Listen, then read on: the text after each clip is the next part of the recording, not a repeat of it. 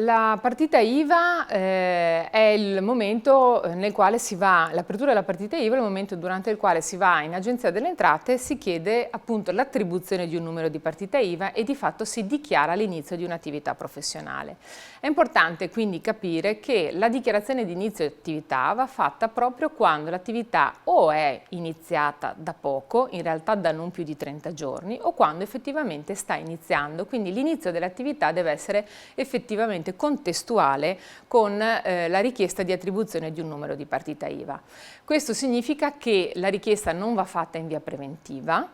non va fatta perché si pensa di dover avere un numero di partita IVA per essere pronti in caso di assunzione di eventuali incarichi, ma solo all'atto in cui l'incarico effettivamente viene conferito, vuoi che sia un incarico da una struttura terza, da un ente strutturato, piuttosto che dal classico paziente che si rivolge allo psicologo per l'instaurazione di un rapporto di tipo clinico. Questo significa in realtà fondamentalmente due cose. Uno che dal punto di vista del